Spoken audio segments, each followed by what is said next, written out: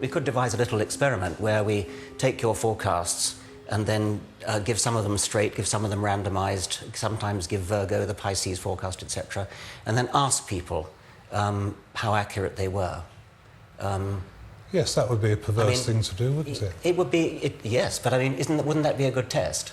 A test of what? Well, how accurate you are. I think that your intention there is mischief, and I think what you'd then get back was mischief. Okay, well, my intention would not be mischief. My intention would be experimental test. Okay. Scientific test. Well, but even if it was mischief, how could that possibly influence it? I think it does influence it. I think whenever you do things with astrology, intentions are strong. I'd have thought you'd be eager. I mean, I'd have thought you'd really... See, the fact that you're not makes me think you don't really, in your heart of hearts, believe it. I don't think you really are prepared to put your reputation on the line. I just don't believe in the experiment, Richard. It's that simple. Well, you're in a kind of no-lose situation then, aren't you? I hope so. Yeah. Regardless of Neil Spencer's concerns, I wanted to conduct a simple trial. We selected 20 people at random. We asked them to read that week's horoscope for Capricorn, but as a test, we said it applied to their own star sign. Not only do you have clever Mercury and ambitious Mars focusing on success, but now the Sun is at the same pivotal mid-haven angle of your solar chart. I have no idea what that means. Put simply, this means that this is your moment to go that extra mile to become the person you dream of becoming. Remember, however, that there will be others who want what you have and will stop at nothing to get it. Astrologers say this should fit just Capricorn and not the rest. But what actually happened? Yeah, maybe. To be honest, I felt there's some Mercury energy this week because there's a lot of arguments around and a lot of bad vibes. Yeah, that kind of makes sense. What a load of old junk. It could apply to me as much as to the next person. Was it? Yeah, well, in a way, yeah. I am. I'm going on a flamenco course in Spain. That isn't necessarily pertaining to me this week. It's pertaining to me generally. Pile of rubbish. The same number of people agreed that the horoscope was accurate for them as disagreed, and similar results are found with proper large-scale experiments. Technically, all but one of our group should have disagreed, namely our only Capricorn. Does it apply to you? Not at this moment, no.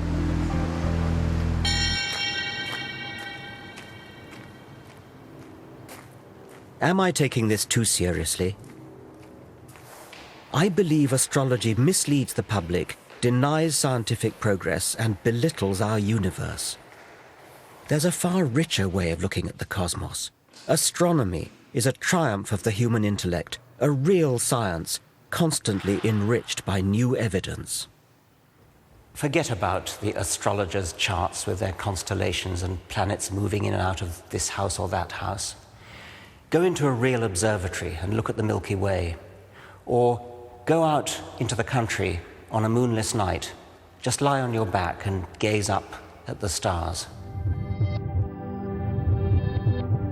The heart-stopping sight you'd see is 100 billion stars spinning through an expanding universe at a speed of 1 million miles per day. The light from some of the closer stars started its journey at the time of the dinosaurs. You're staring into a deep time machine.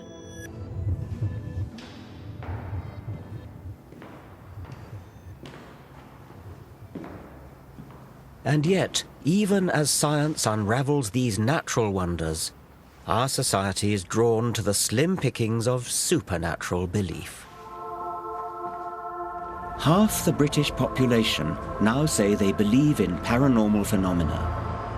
Over 8 million of us have owned up to consulting psychic mediums. What I want you to do, Richard, for me is just to pull me out 8 of them, please. Simon Goodfellow claims that, with these cards, he can use his psychic powers to tune in to the spirits of dead people around me. 7, 8.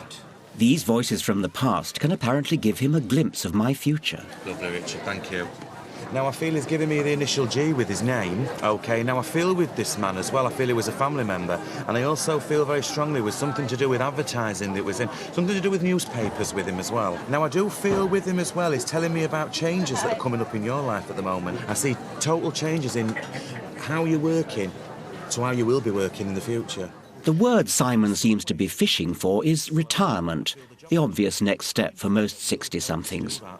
It won't be as hectic and it won't be as active for you, and I do feel you have to grasp that when it... This could apply to anyone my age, but can Simon back up his more precise statements? What was that male relative with a G? What was that about you said earlier on? Right, the male relative with a G, right. I do feel with him, I don't feel he was a family member, but I do feel with him, right, it was some connection. I thought you said he was a family member, Did I say that? Did I with a family member? Yeah, I think you did. Right, OK. Maybe. Let me see if I can feel him here still. Yes, OK. Right, OK then. What I feel with him, right, I feel as though there was a lot of things. It was a very strong character. Another feeling he's giving me is it was very regimented as well, and I feel he served in some forces, in some way as well. But can you understand anybody with a military background that was connected to you? Well, I've got really nobody military in my background at all, and actually nobody beginning with G either. I don't Right, think. OK. Spirit G has rung no bells, but now another voice comes from the ether. Oh, well, she's giving me the initial E with the name. Now, I do feel with her as well, it's something to do with, I feel, a grandparent, and I want to give you an E-sounding name. My grandmother had a name beginning with E. At last, something I can identify with. E-sounding name. Yes. Tell me more about her. I mean, The lady, I do feel with her as well, she had a lot of cats. a lot of... Cats. It's cats. Perhaps not. She never had a cat. She hated cats, as a matter of fact. Right.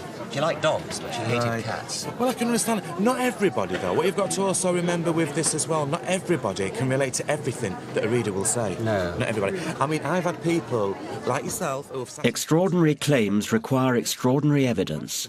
Because normally people who come to these events come for a reason, and because they want closure and direction in their life. And also what you've got to think about, Richard, as well, some things are very raw to be... Psychics may believe they communicate with the dead, but I've seen no evidence for it.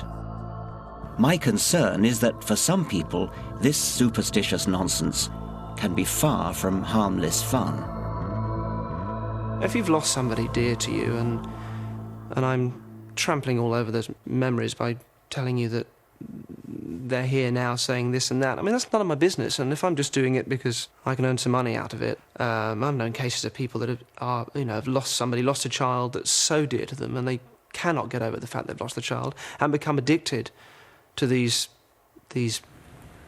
Okay, this is a lady who is trying to connect with somebody at the front here. And Darren Brown is a celebrated illusionist, but also a skeptic.